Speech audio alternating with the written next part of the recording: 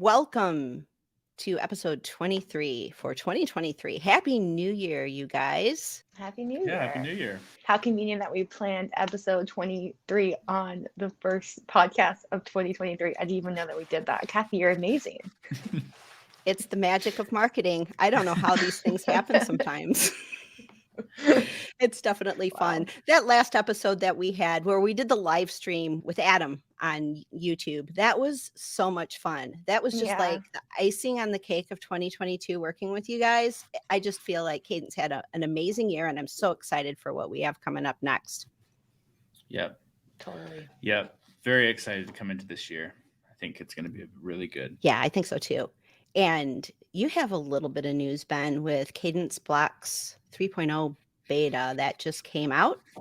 Yep. Yeah, you can get it now from one of our landing pages. We'll post a link. This is not something to use on a production site, but it is going to give people a chance to play around with it and see really, I think part of it is going to ease people's mind on like the backward compatibility part, that we're really, really working to make sure that this is not a chore for you once it pushes live. Like you'll just literally be able to go live when it's released and nothing will change in your site, but you will have a whole bunch of extra cool features, a new user interface, and I'm really excited to get people using it. We've already gotten some feedback and I've been going through that this morning. We'll even have a next version of the first version of a beta release out today. So today. Wow. Super exciting. That's awesome. That's really cool. And Hannah, did you see that Jake Pfohl, one of our good friends who's very active in the Cadence group, did you see what he did last night? Ben releases it, and I was within like, maybe 6 hours. I don't know. I was like, Jake, you're a wizard. He has this 25-minute video out showing all the new features and thinking about it. And I'm like, Jake, you're amazing. But I also have no idea how he managed to do that so quickly. no idea. It's just like, did he forego dinner? Did he like just lock himself in a room and really had to study an application that has a lot of different changes in it and identify where all of those changes were. I don't know how he did it. Secret, I'm going to be watching it. Marketing people will be watching this to learn from you, Jake. So thank you so much for making our job a little bit easier. You are amazing. So I am super excited about that and so excited for being able to release this fully so that everybody can start using all of these amazing tools right in their WordPress dashboard. Just seeing so many more people coming into the Cadence community and getting really excited about working with WordPress with Cadence, that it really is changing a lot of people's experiences with using the block editor. And I am so here for it. Thank you, Ben. Yeah, it's exciting. And this is a really good launching pad to start the year off because from here, we do a whole lot of new things, new blocks and stuff that are going to build on top of it. So getting this structure in place, it's really exciting for me. This means the next phase of like innovation gets to come into blocks where we start creating new stuff. And that's going to be really fun. That's so cool. I know the form block isn't a part of this initial beta release. Is it eventually going to be a part of 3.0 or is it going to be like a 3 dot type of thing? The plan is still that it's part of 3.0. I think things can change over the next couple of weeks, but I would assume it's still going to be part of 3.0. That's really cool. I'm really excited about that because I know that's going to be a real innovation that's going to help a lot of people create more of those data-driven types of applications that open up an entirely new world of building a website. I'm just super geeked about that. But today, I wanted to talk about, this is one of Kathy's cooking in the kitchen over Christmas ideas. And, you know, I had to do some shopping and stuff online, mostly for Christmas. And I had a number of interesting customer service experiences. And I'm like, you know what? Cadence has, and this is one of the things that I love about Cadence, is that this team has a philosophy of customer service and customer support that goes above and beyond. And there's a number of brands that do that really well. And I wanted to highlight what about customer service that we've experienced kind of out in the world has delighted us.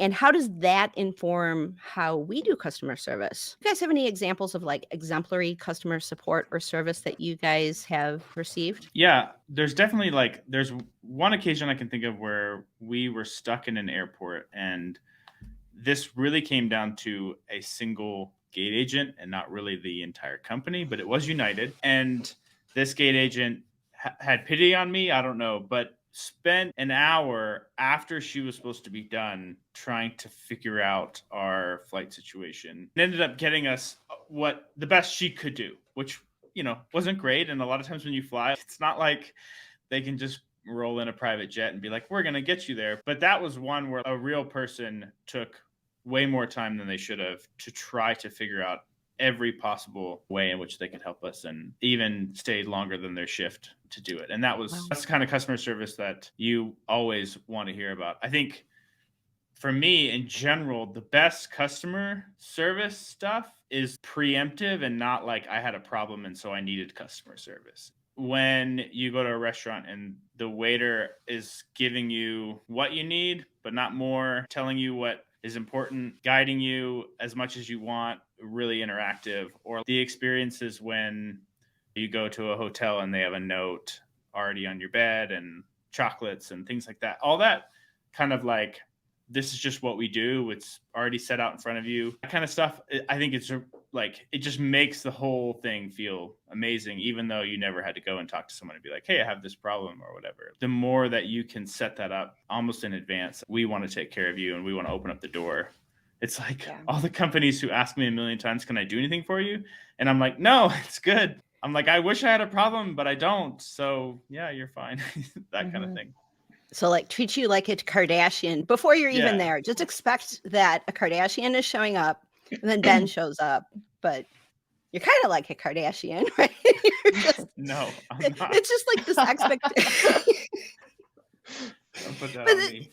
It's way different than like staying at Motel 6, right? Motel 6, you're just there, okay, just let me sleep. Make sure my neighbors aren't annoying or whatever. But it's like there's some experiences where you just want to be treated well. You want to have sort of a higher tier experience. And if you're paying a lot, there's an expectation of that, I think. There's tons of brands that do that really well. I know Nordstrom has had pride in being just exemplary with their customer support.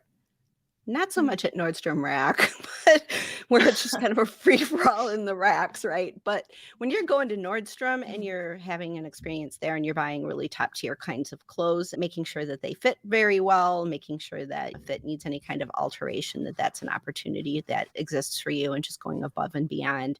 Hannah, do you have any other experiences that you've had where maybe somebody has gone above and beyond and made your experience amazing? Yeah.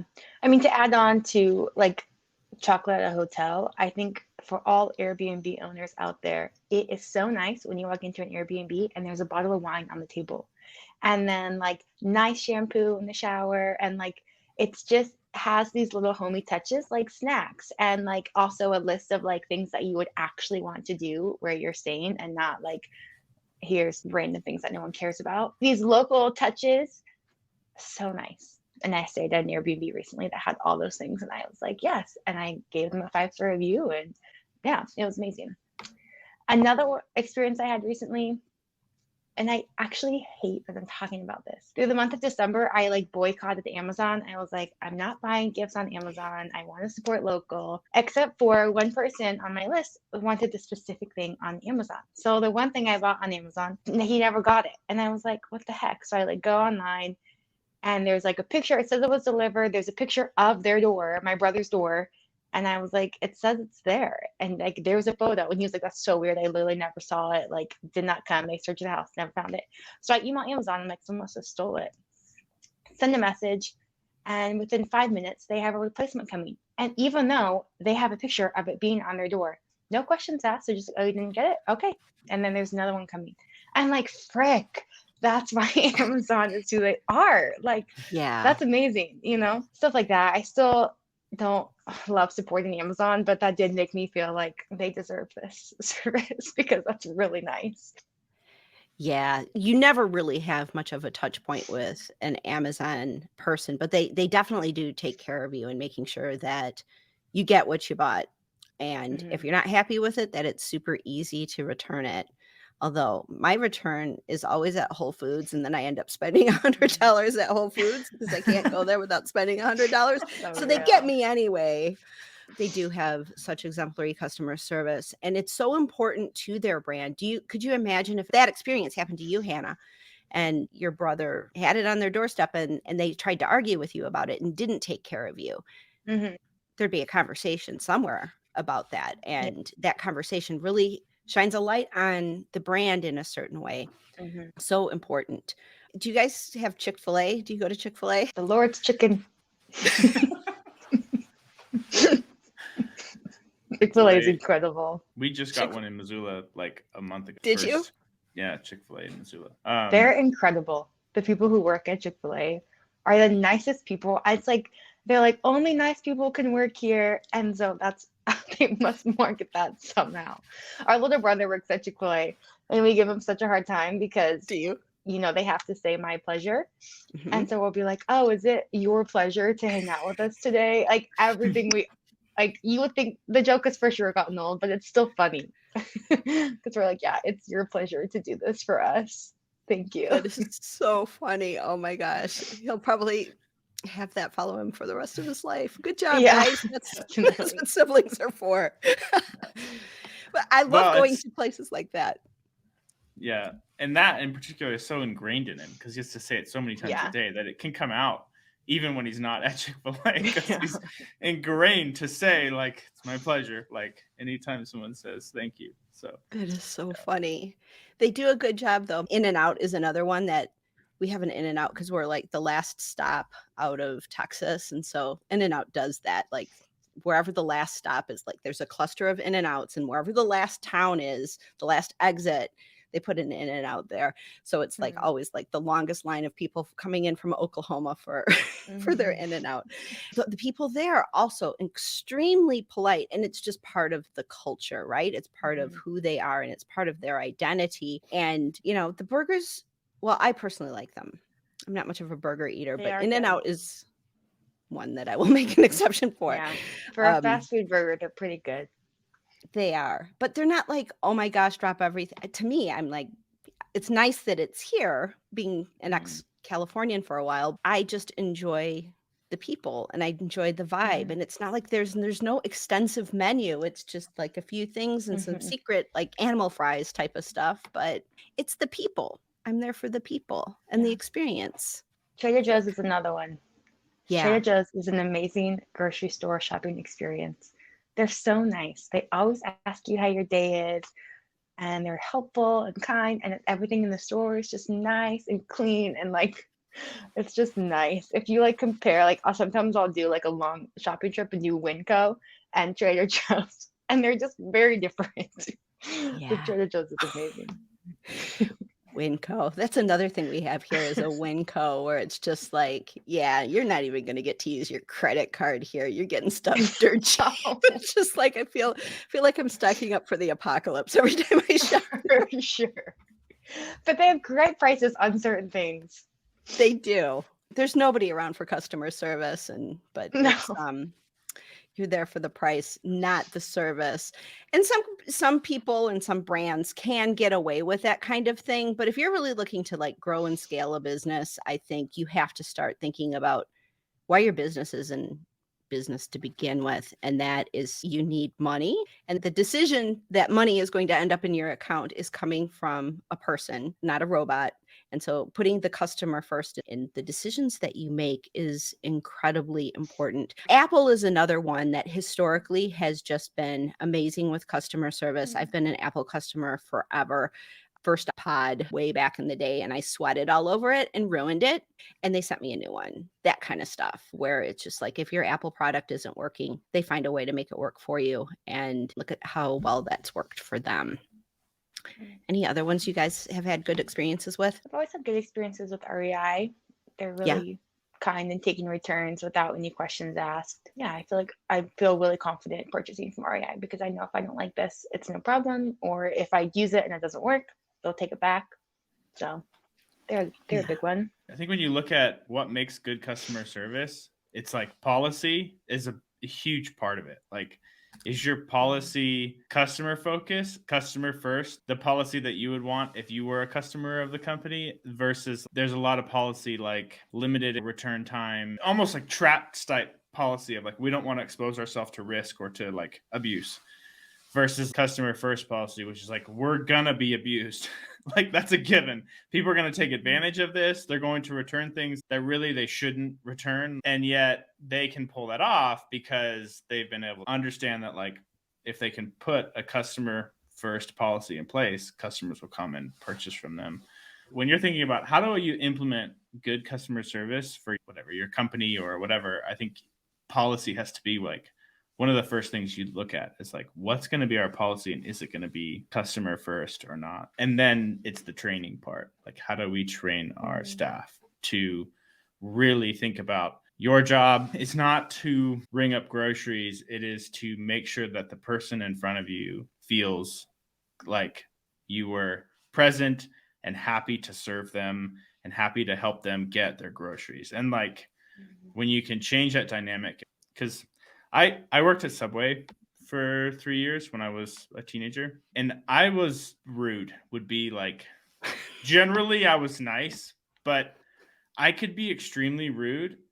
I mean, it's amazing what you find out about yourself when you get a job. I started there at 14, and I can remember being like so annoyed at people who came up and didn't know what they wanted, because then they'd hold up the line and they'd be wasting my time. And it was like such a backwards type of thinking. This is all about me and me being able to get your sandwich done quick versus like them and them having a pleasant experience at like getting food and having lunch or whatever. But I can remember feeling that way, and that largely because there was a lack of training, and I thought I was there to make sandwiches really fast, versus like making an experience for the person coming.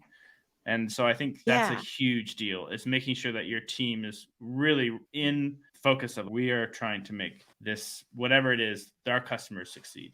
It really comes from leadership setting a priority of what the values are, right? Because is the value to make as many sandwiches as possible, or is the value to make sure your customer is happy and wants to come back and order a sandwich tomorrow? So what's the value that the company is showcasing with every single conversation? Because if you had instead just like, okay, this person's taken some time, and you just like crack a few jokes and ask them how their day was, and well, maybe not distract them too much, because okay, come on, what sandwich do you want, right? But being able to have some kind of like personal touch there, then that person finishes their sandwich and, Ben was so nice to me, I'm gonna go have another sandwich, and he really made this well. And because a lot of times the purchase experience, they could go anywhere for a sandwich, but the purchase experience can really inform. My husband was like that. If he had a good customer service experience, like if we went to a restaurant and he felt like he was treated really well, oh my gosh, we're never going anywhere ever again. And I'm like, please, can we just try the new place? Nope, we're going back. There was one place in Arizona called, what was it? Twisted Italian. And he made friends with the owner. And oh my gosh, it's the only place we ever went. It was a good thing they had decent food. He was such a loyal customer because he had good experiences with the people there. And the food was good. If the food was rotten, then that would be a different story. But that the values of leadership really trickle down, because employees are there. They want to make you happy, right? They want to make leadership happy because that's where their money's coming from. So if you show them that you're going to reward them because a customer is having a good experience, they're going to do that. So it really does come from leadership.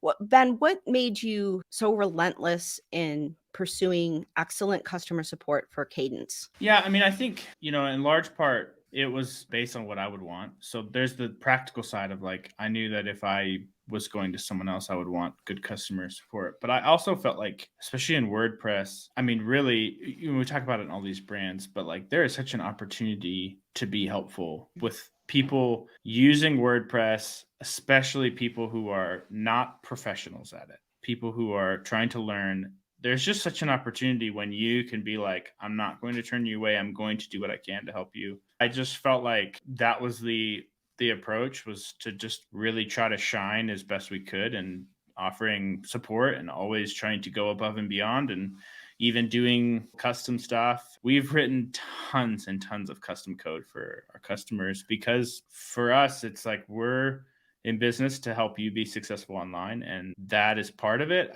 So I always took it as like Kadence is a service to help people be successful versus just a product suite or like software. And so, from the get-go, it was, how do I make the best experience I can. And, there's also a ton of other like practical reasons to be heavily involved in customer service that I didn't think about going into it, but were huge wins and like still massive wins. And that is feedback. To know what customers expect and where they're having trouble, you don't find that information out unless you really dive in and offer customer support that people want to use versus customer support that they don't want to use. So getting the kind of feedback that we've gotten and insight and feature requests, that stuff is so invaluable to help dictate everything that we're doing. So to me, I'm never worried about running blind into new feature requests or running blind into like, we're going to develop this thing and hopefully like customers want it, because it's generally some kind of innovation on what customers are requesting already and what we're already aware of from in the support, from talking to people. I think it's crucial if in this situation to get really hands-on with customers. I think where we're trying to figure out is how do we better optimize the front end of customer service, like get you the things you need before you ask, get you the videos, get you the help before you even need it. Because Cadence started as like a side project, and basically ever since we launched our first product, it's been almost like just try to keep up with support, like just try to keep up. That's like got to be the goal here. And at some point we're going to turn this corner where we're like, we're doing more than keeping up. We're actually getting ahead of what they're asking and really starting to push stuff. And we've done a lot of that. I mean, to say we haven't is not really accurate, but it's definitely at times felt like all we're doing is just trying to keep up and make sure that we're getting people a response. Yeah, I mean, and to me, that's always been anyone that's using our product. We do offer a different channel for premium support, but we do free support, and we always have, and we always will. If you're using any of our products, you're not going to be ghosted by us or like anything like that. Right. And that's not to say that you're never going to have somebody asking a question that you're always going to have the answers. There's going to be plenty of times when you don't have an answer, or it's just like an edge case where someone's asking for something that could be a feature, but it's not really going to fit with where we're going as a business. And you're going to have to say no, and you're going to have boundaries. And a lot of support is having some like healthy boundaries of what you will and will not do, what you will and will not answer. But that's kind of dev anyway. You have to make some decisions on that. Yeah. Our policy has always been do what we can, even when we know for a fact it's not our issue. Like we do a lot of support for hosting companies and things like that because people just don't know what's causing the problem, and it's not very helpful to say, well, we can't recreate it, right? So like we always try to go in above and beyond and be like, well, let's try to problem solve this. Is, what are the host settings and things like that, or other plugins or all of that. And there is a point though where like our policy is to go above and beyond, but there comes a point at which we have to be like, we can't build your website for you or code really custom stuff. And there's a point at which we go like, that's going to need a dev. And I mean, the response is usually good. People understand. They need to know, oh, that kind of thing requires a custom dev work. I didn't know that, but now that I do, I can assess how important this is to me and my website and things like that. So I think we're always trying to go as far as we can, understanding that there's always a limit. Right. Hannah, I'd like to ask you about community as a support, because we have this community that's 10,000 people. Reels this time.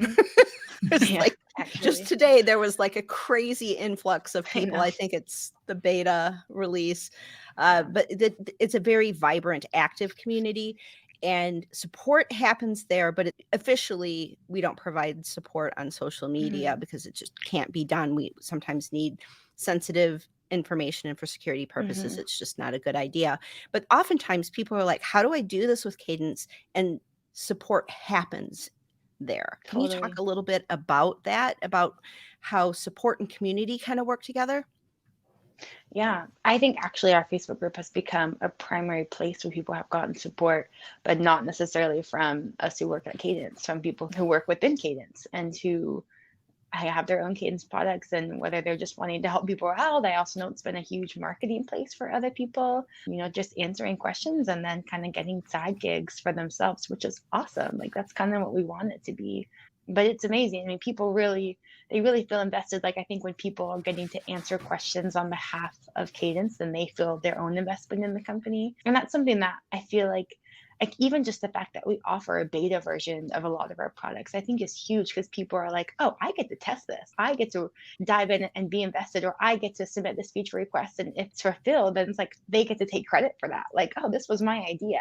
And people get to have these, like, give us feedback, and we actually use their feedback and make changes based on what people are telling us. And I think that's huge. I think just opening the door for people to be deeply invested in Cadence has been a huge area of success for us. It has. And it's not just been successful, I think, for us, but because of the solutions that we have, like Kadence Cloud and the Cadence Child Yeah. Theme Builder, we have all of these other people who are like, oh, well, I'm going to use this for me, but I'm also going to create these amazing libraries. So we have a number of different people Yeah. who are doing that.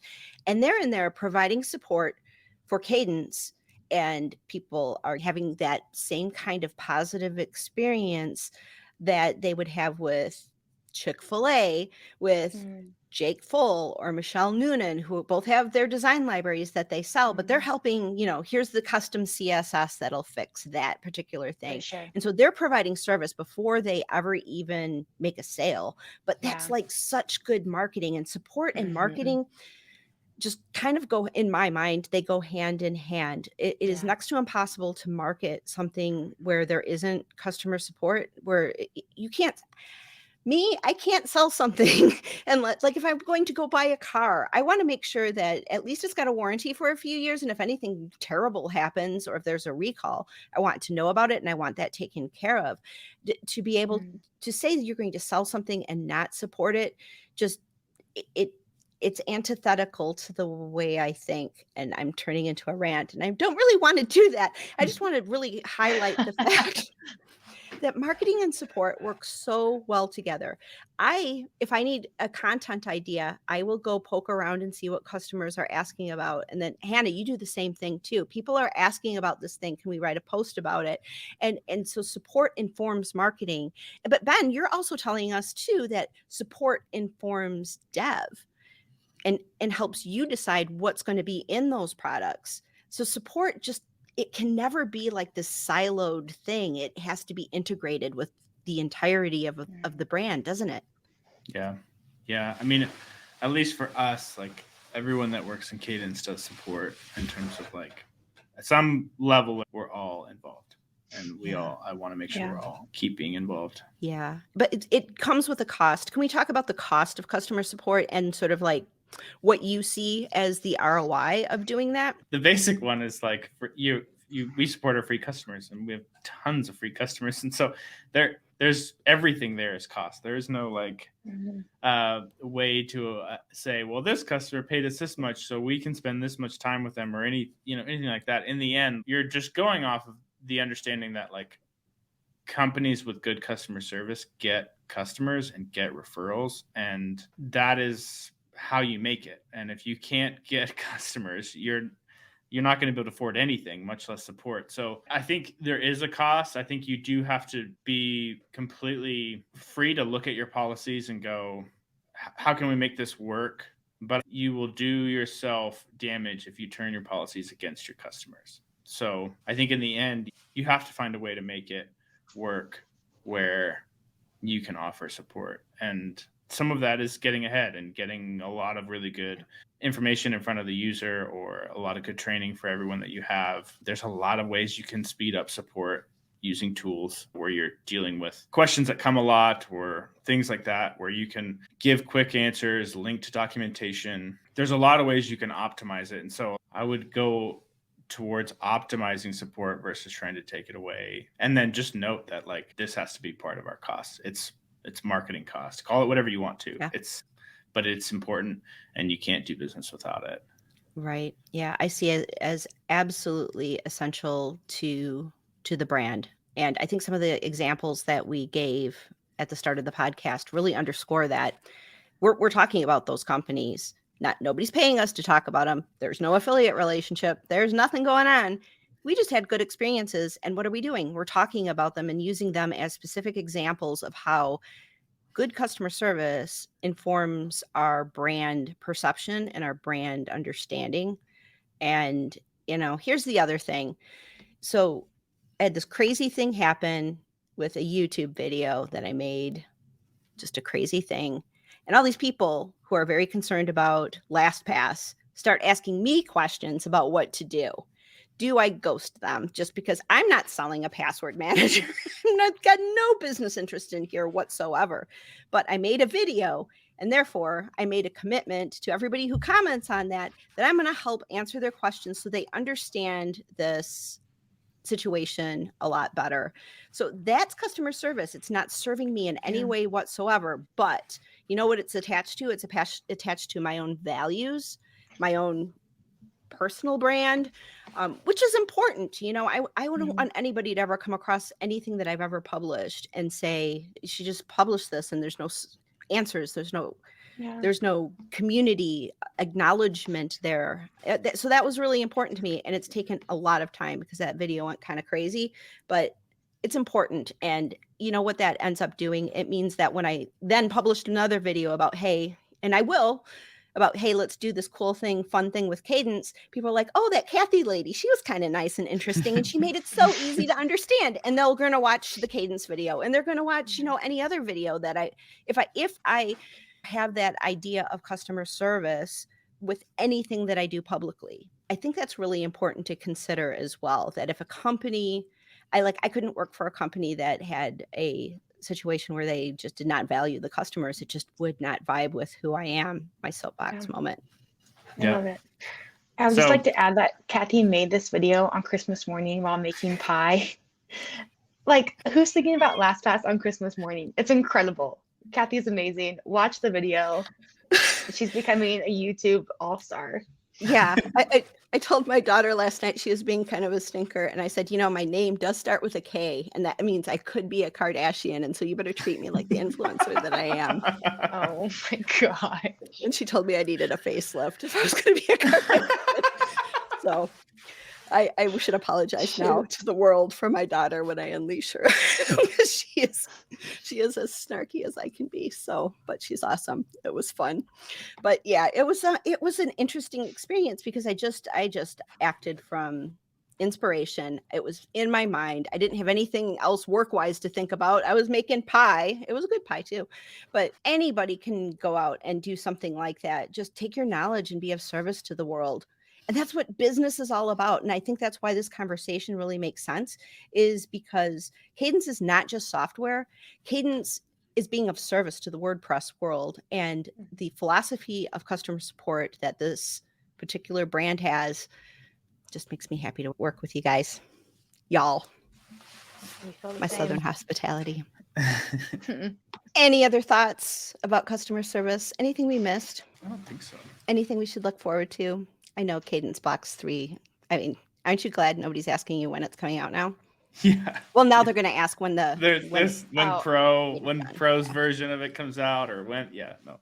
Everyone's it's a asking. never-ending thing. Sometime. We're working hard. We are working hard. Yeah, and making a lot of good progress, and I'm excited about it. So, yeah. And I am too. Thank you so much, and thanks for this conversation. It was fun for me. So. Thanks to everybody who's watching. We are a video podcast now. Thanks for also humoring me with that because the YouTube thing. And if you're listening, thanks for listening as well. We are so glad that you are here with us on the Kadence Beat, and we will talk to you next time.